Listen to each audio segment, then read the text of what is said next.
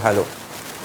बिस्मिल्लाहिर्रहमानिर्रहीम, अस्सलाम वालेकुम प्यारे बच्चों, कैसे हैं सब। मैं उम्मीद करता हूं कि सब खैरियत से होंगे। तो बच्चा क्लास 10th का चैप्टर नंबर 10 थर्मल फिज़िक्स हम स्टडी कर रहे हैं और आज लेक्चर नंबर 5 है। तो आज के टॉपिक में हमारा जो टॉपिक है, लेसन है, वो है effects of large specific heat capacity of water.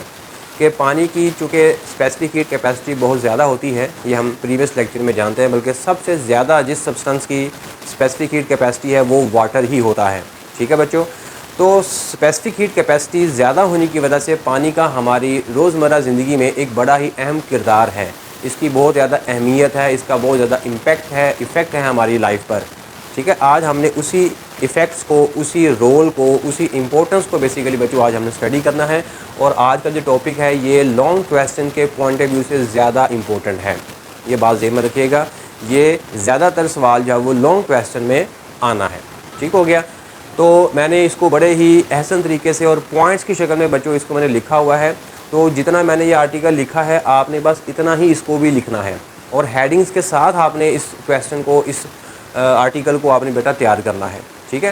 तो आइए समझते हैं इस टॉपिक को कि स्पेसिफिक हीट कैपेसिटी ज़्यादा होने का हमें क्या फ़ायदा होता है। ठीक है। Importance of large specific heat capacity of water, ऐसे भी सवाल आ सकता है। इफ़ेक्ट्स की जगह पे इंपॉर्टेंस लिख सकता है, रोल लिख सकता है। ठीक है। तो जैसे भी वो सवाल पूछेगा तो आपने इसी आर्टिकल को लिखना होगा।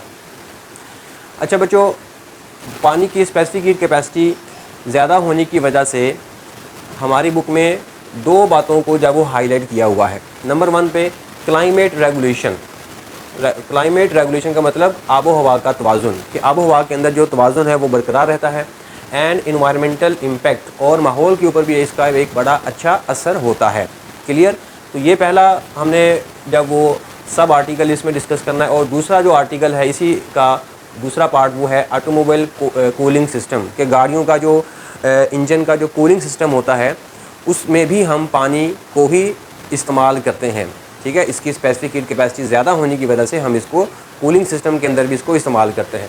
तो पहले हम इसको डिस्कस करते हैं कि क्लाइमेट रेगुलेशन और इन्वायरमेंट के ऊपर इसका जो असर है लार्ज स्पेसिफिक हीट कैपेसिटी का वो कैसे है। ठीक है जी। तो पहली मैंने हेडिंग बेटा लिखी है टेम्परेचर स्टेबलाइजेशन।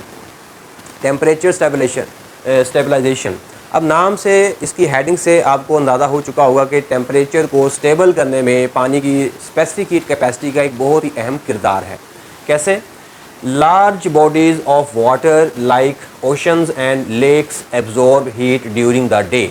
ठीक है। दिन के वक्त जो है वो पानी की ये बड़े बड़े बॉडीज़ जो हैं, वो बड़े बड़े रिजर्वायर्स जो हैं कुदरती, जैसा कि ओशन है और लेक्स हैं, ये दिन के वक्त क्या करती हैं, लार्ज अमाउंट ऑफ हीट को एब्जॉर्ब कर सकती है।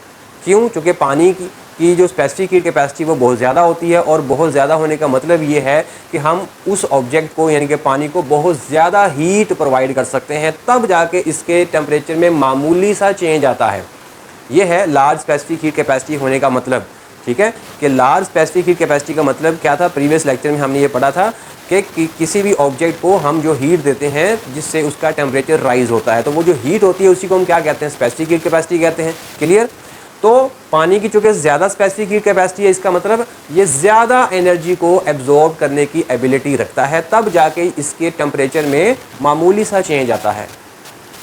तो दिन के वक्त क्या होता है, ओशन और लेक्स जो हैं ये क्या करती हैं, हीट को एब्जॉर्ब कर लेती हैं and release it slowly at night. और रात के वक्त जब वो ये हीट को आराम से स्लोली जो है वो क्या करती है, हीट को रिलीज़ करते रहती है। विच प्रिवेंट्स, जो जिससे बचाया जा सकता है ड्रास्टिक टेम्परेचर चेंजेस। ड्रास्टिक का यहाँ पे मतलब है शदीद, इंतहाई किस्म का। ठीक है। तो इससे क्या होगा, विच प्रिवेंट्स, जो कि बचाती है ड्रास्टिक टेम्परेचर चेंजेस, के टेम्परेचर में जो बहुत ज़्यादा तब्दीली रूनुमा होती है उससे बचाया जा सकता है। कैसे? जब पानी जो वो अपनी लार्ज अमाउंट ऑफ हीट को क्या कर लेता है, एब्जॉर्ब कर लेता है। क्लियर हो गया बच्चों। तो ये पहला पॉइंट हमारे पास हुआ क्लाइमेट रेगुलेशन और इन्वायरमेंटल इम्पैक्ट का, टेम्परेचर स्टेबलाइजेशन, के ये हीट को एब्जॉर्ब करके अपने सराउंडिंग का जो टेम्परेचर है उसको वो स्टेबलाइज कर सकता है। अब इसी पॉइंट को मज़ीद एक्सप्लेन करते हैं हम इस दूसरे पॉइंट के साथ, इससे आपको और अच्छे से समझ आएगी पहले पॉइंट की भी। दूसरा पॉइंट क्या है, coastal versus inland climates. Coastal क्या होते हैं, जो कि सतह समंदर के पास जो लोग रहते हैं, रिहाइश होती है, लोगों की आबादी होती है, वो कोस्टल एरियाज़ कहलाते हैं, कोस्टल रीजन्स कहलाते हैं। ठीक है, समंदर के जो पास जब वो आबादी होती है। और इनलैंड क्या होता है? इनलैंड होता है जो समंदर से दूर होते हैं, मुल्क के अंदर, अंदरूने मुल्क में, जहाँ पे पानी का जो समंदर है वो बहुत दूर होता है। ठीक है, मतलब दूर, समंदर से दूर जो रीजन्स होते हैं, जो इलाके होते हैं, उसको हम इनलैंड रीजन्स कहते हैं। तो समंदर के करीब वाले आबादी और समंदर से दूर वाली आबादी के क्लाइमेट्स के अंदर अच्छा खासा जो वो डिफरेंस होता है पानी की लार्ज स्पेसिफिक हीट कैपेसिटी की वजह से। ठीक है, मैं इसको अभी एक्सपेरिमेंट से भी आपको मैं समझाता हूँ। Coastal areas enjoy milder climates compare to inland regions because water moderates temperature. कहता है कि जो साहली इलाके होते हैं, समंदर के जो करीब जो आबादी होती है और जो समंदर से जो दूर आबादी होती है, इन दोनों के क्लाइमेट्स में बड़ा ही डिफरेंस होता है। जो समंदर के करीब तरीन जो लोग रहते हैं उनका जो टेम्परेचर वो मॉडरेट रहता है, क्योंकि पानी उनके करीब रहता है, तो दिन में आने वाली जो रोशनी है, जो हीट है, वो पानी उसको मोस्टली एब्जॉर्ब कर लेता है।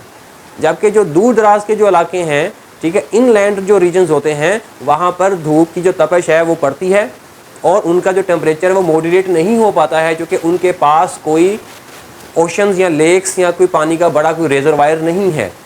ठीक है, अब इस पॉइंट को मैं ज़रा और अच्छे से आपको एक्सप्लेन करता हूँ with the help of example. देखें, ये मैंने प्रीवियस लेक्चर के अंदर भी आपको ये मैंने जो एग्जांपल थी वो मैंने आपको समझाई थी स्पेसिफिक हीट कैपेसिटी के पॉइंट ऑफ व्यू से। देखें, ये हमारे पास है एक बालून है, इसके अंदर मैंने पानी को फिल किया हुआ है। अब यहाँ तक मैंने पानी फिल किया हुआ है, आई थिंक आपको नज़र आ रहा है। ठीक है, ये पानी आपको हिलता हुआ नज़र आ रहा है। ठीक है, ये पानी मैंने इसके अंदर फिल किया हुआ है। अब क्या करूँगा, मैं इसको जो है वो आग लगाऊंगा। ठीक है, जैसे कि मैंने प्रीवियस लेक्चर में भी आपको मैंने बताया था। अब मैं अगर इसको आग लगाऊंगा, मतलब मैं इसको हीट अप करूँगा। अब इसी एग्जांपल को ज़हन में रखते हुए हम इस पॉइंट को बड़े अच्छे से समझ पाएंगे। ठीक है, तो ये आप देख सकते हैं पंखे की हवा से इसका जब वो फ्लेम इधर उधर हो रहा है। खैर, तो आप देख सकते हैं कि कितनी देर तक मैं पानी बालून के सरफेस के साथ आग को टच कर रहा हूँ, लेकिन ये टच से मस नहीं हो रहा, मतलब ये बालून जब वो फटने का नाम नहीं ले रहा है। अब इसकी पीछे की रीज़न क्या है? वो यही है कि जो हम इसको हीट दे रहे हैं बालून को, तो चूँकि पानी इसके साथ कांटेक्ट में है, तो जो हम इसको हीट दे रहे हैं वो पानी उस हीट को एब्जॉर्ब कर रहा है, जिससे वो इस बालून की सरफेस का टेम्परेचर राइज होने से बचा रहा है, प्रिवेंट कर रहा है और इसको फटने से बचा रहा है। लेकिन अगर यही आग मैं यहाँ पर इसकी ऊपर वाली सरफेस यहाँ पे करके अगर मैं इसको आग लेकर आता, तो यहाँ पे चूँकि पानी नहीं है, ठीक है, तो जो बालून है वो फ़ौरन फट जाता। अब इसी एग्जांपल को ज़हन में रखते हुए मैं आपको बताऊंगा कि कोस्टल एरियाज़ और इनलैंड एरियाज़ का जो टेम्परेचर है उनके क्लाइमेट्स में कैसे वो डिफरेंस वो क्रिएट होता है। ये मैंने वही बालून बना रखा है, इसमें रेड पानी है, ठीक है, और पानी को मैंने इतना फिल किया हुआ है।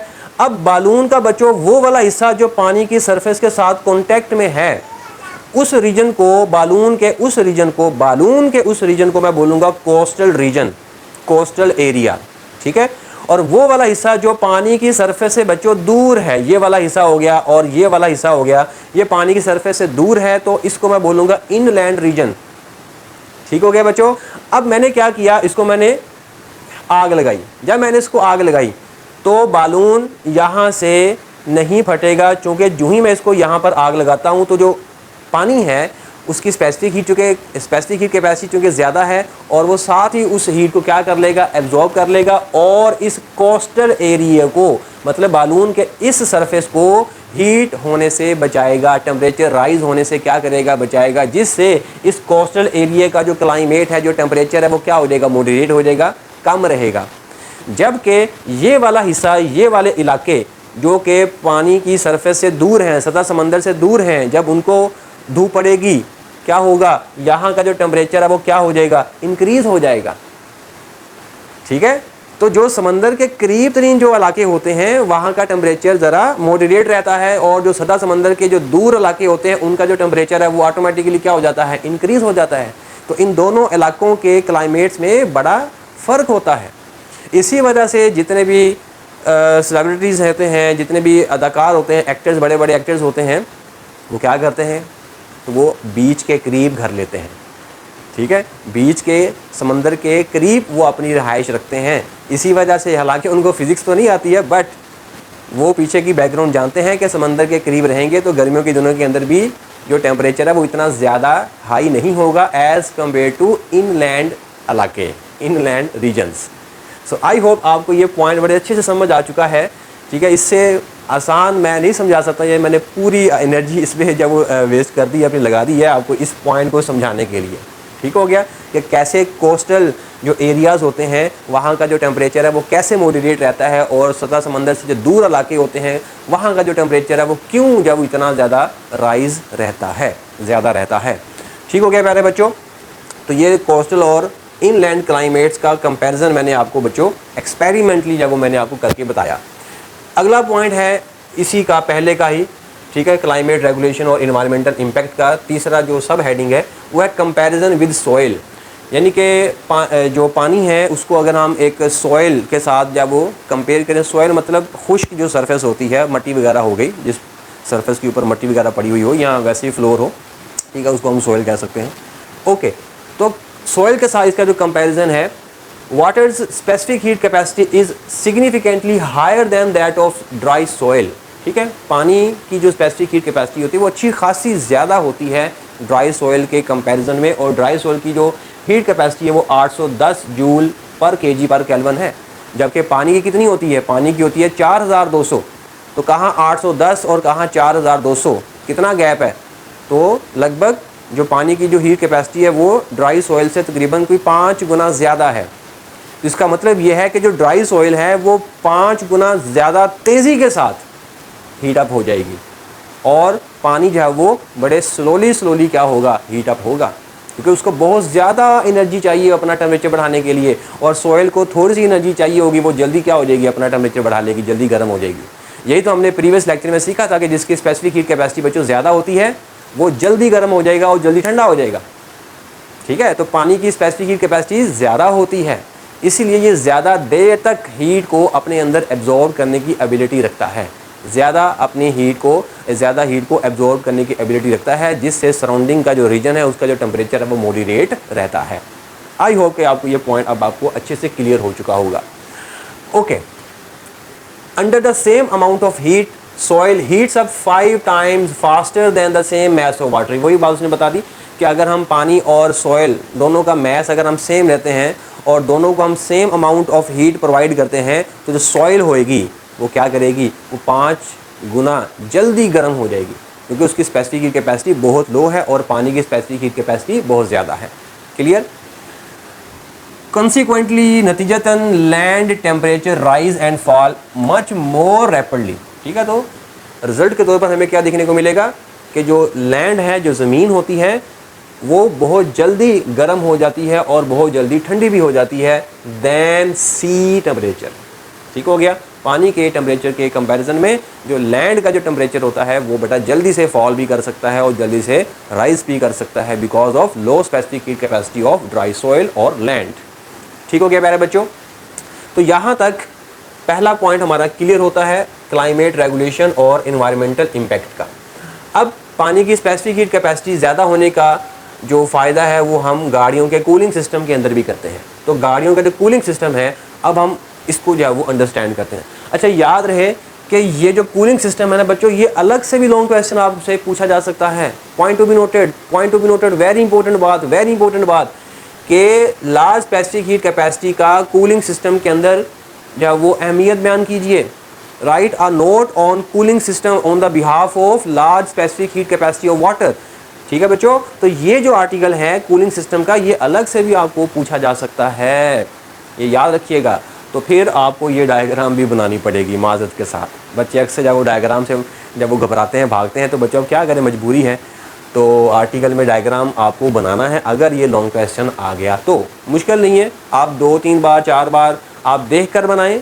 डायग्राम बनाने का मैं आपको बच्चों को अक्सर ये कहता हूँ कि डायग्राम फिज़िक्स में इतनी मुश्किल नहीं है, बायो में मुश्किल होती हैं, तो फिज़िक्स में डायग्राम बहुत आसान होती हैं। आप जब वो 3 से 4 बार आप देख कर बनाएंगे तो इंशाल्लाह वो आपको याद हो जाएगी, आप ज़ुबानी बनाने के काबिल हो जाएंगे। ओके, तो आप इसकी प्रैक्टिस लाजमी कर लीजिएगा डायग्राम की। अब गाड़ियों का जो इंजन होता है, ठीक है, उसको हमने ठंडा रखना है। ठंडा क्यों रखना है? क्योंकि जब गाड़ियाँ चलती हैं और उसके इंजन से जो सिलेंडर्स के अंदर जो गैसेस बनती हैं वहाँ पे बहुत ज़्यादा हीट जब वो क्रिएट हो जाती है, अगर हम उस हीट को वक्त के साथ साथ जब वो ना वहाँ से निकालते जाएं तो क्या होगा कि वो इंजन इतना गर्म हो जाएगा कि वो सीज़ हो जाएगा, और अगर वो सीज़ हो गया तो फिर वो स्टार्ट होने का नाम नहीं लेता। बड़ी मुश्किल से जाके वो स्टार्ट होता है 4-5 घंटों के बाद जाके, ठीक है। तो उसको सीज़ होने से बचाने के लिए हम क्या करेंगे, उसके सिलेंडर जो होते हैं, इंजन जो होता है उसके अंदर जो सिलेंडर लगे हुए होते हैं, अभी हम डिस्कस करेंगे, उसको हमने ठंडा रखना होता है, और ठंडा रखने के लिए हमें उसकी हीट को वहाँ से निकालना होता है। तो अब हम हीट को तो वहाँ से हम निकाल नहीं सकते हाथ से पकड़ के, तो हम क्या करते हैं, उसके सराउंडिंग में वाटर की सर्कुलेशन कर देते हैं।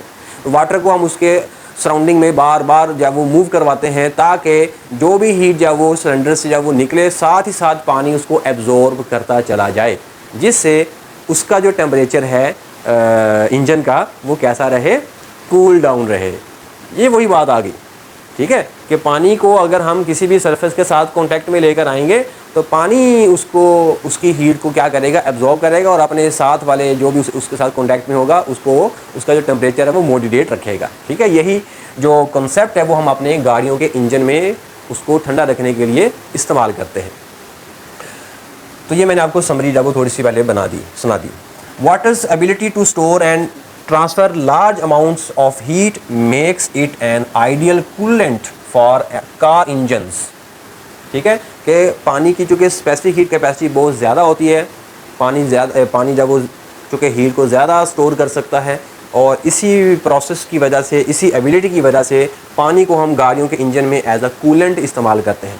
प्रोसेस वर्क्स, अब ये प्रोसेस कैसे काम करता है, अब ये इसका वर्किंग प्रिंसिपल शुरू होने वाला है, ठीक है। आपने बच्चे ऐसे ही हेडिंग्स के साथ आपने इस आर्टिकल को लिखना है। मैंने इसको छोटा सा बना के लिखा है ताकि आपको याद करना आसान हो, ठीक है। बुक में तो उसने पूरा का पूरा पैराग्राफ बना के दिया हुआ है, ना कि हेडिंग दी हुई है। तो मैंने कोशिश की है कि इस आर्टिकल को थोड़ा सा रिड्यूस कर दिया जाए, नोट्स की शक्ल में आपको जो मैंने आर्टिकल लिख के दिया है। तो सबसे पहले हीट एब्जॉर्प्शन। अ pump circulates water through jackets surrounding. Jackets क्या होती हैं बच्चे, ये आपको नज़र आ रही है, 2 सिलेंडर हैं। इन दोनों सिलेंडर, ये मैं 2 बनाए हैं बट यहाँ पे और भी होते हैं। तो इन सिलेंडर्स को हम जिस हिस्से में पैक करके रखते हैं इसको बेटा हम कहते हैं जैकेट्स, यानी कि ये इंजन का ही हिस्सा होता है, बट ये ज़रा स्पेशल किस्म का हिस्सा है जहाँ पे सिलेंडर जब वो वर्किंग करते हैं गाड़ी को चलाने में, ठीक हो गया। तो अब क्या लिखता है उसमें कि जो पंप होता है वो पानी को सर्कुलेट्स करवाता है through jackets surrounding the engine cylinders, ठीक है। जैकेट के अंदर ये जो सिलेंडर लगे हुए हैं 2, ठीक है, तो इनके गिर्द जब वो पानी को सर्कुलेट करवाने में हम यहाँ पर एक पंप, ये पंप है जी, यहाँ पर एक पंप लगा हुआ होता है। बुक में उसने हाईलाइट नहीं किया हुआ है, लेकिन यहाँ पर ये वाला जो पार्ट है ये मैं लिखा, ये पंप है।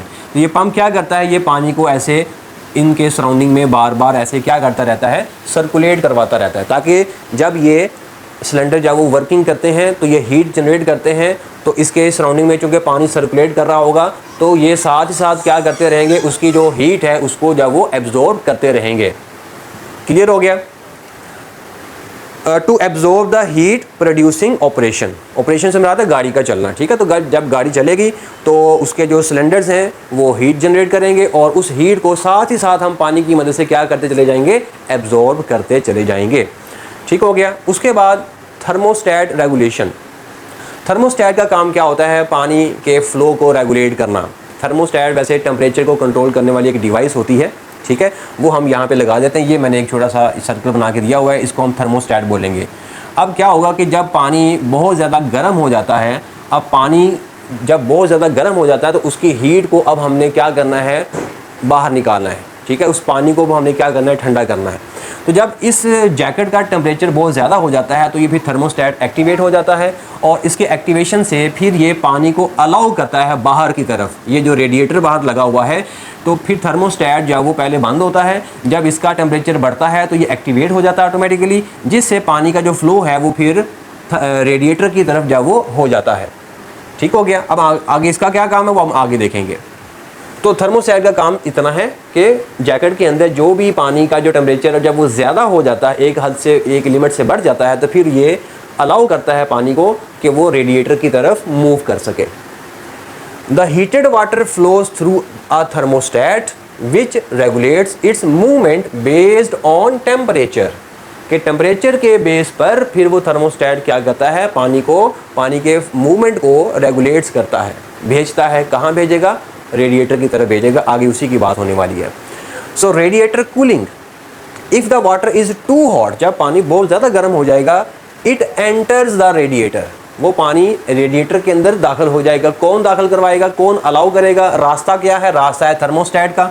थर्मोस्टेट अलाउ करेगा। जब पानी बहुत ज़्यादा गर्म हो जाएगा तो फिर पानी को अलाउ किया जाएगा, तो वो पानी किस में एंटर हो जाएगा? थर्मोस्टेट के अंदर एंटर हो जाएगा। ठीक हो गया बच्चों? वेयर, जहाँ पर अ fan draws in outside air, जहाँ पर एक पंखा लगा हुआ है और वो हवा के लिए लगाया गया है।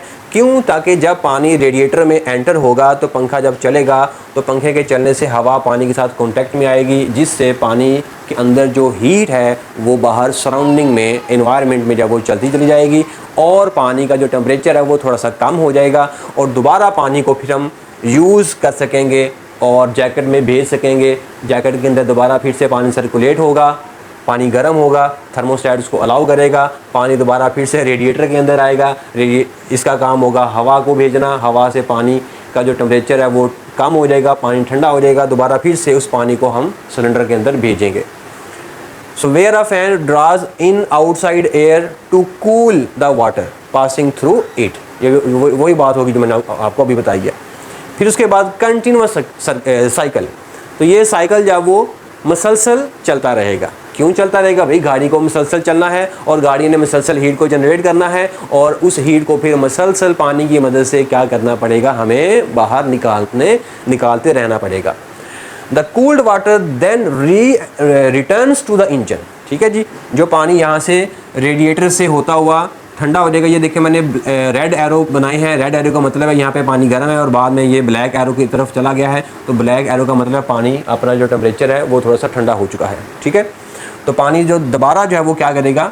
इंजन में एंटर हो जाएगा। क्यों? टू एब्जॉर्ब मोर हीट को और ज़्यादा एब्जॉर्ब करने के लिए वो दोबारा उस इंजन में चला जाएगा। इंश्योरिंग स्मूथ परफॉर्मेंस, ताकि उस इंजन की जो परफॉर्मेंस है वो स्मूथ रहे, हमवार रहे। एंड प्रिवेंटिंग ओवर हीटिंग, ताकि उस इंजन को ओवर हीटिंग से, सीजिंग से बचाया जा सके। जी प्यारे बच्चों, यहाँ तक बात होगी क्लियर? तो ये हमने सीखा कि किस तरह से गाड़ियों का जो सिस्टम है उसको हम ठंडा रखने के लिए पानी को इस्तेमाल करते हैं। क्यों इस्तेमाल करते हैं पानी को? क्योंकि पानी की स्पेसिफिक हीट कैपेसिटी बहुत ज़्यादा होती है, ये ज़्यादा हीट को एब्जॉर्ब करने की सलाहियत रखता है। इसी एबिलिटी की वजह से पानी को एज आ कूलेंट के तौर पर कूलिंग सिस्टम के अंदर हम इस्तेमाल करते हैं और कुदरती माहौल के अंदर भी पानी जो है वो टेम्परेचर को मॉडरेट करने में एक बहुत ही अहम किरदार अदा करता है। तो ये बेटा मैं साइड पे हो जाता हूँ, इसका आप स्क्रीनशॉट ले लिए स्क्रीनशॉट। ओके जी, तो ये था बच्चों आज का हमारा टॉपिक। इसके साथ ही आज का हमारा लेक्चर ख़त्म होता है।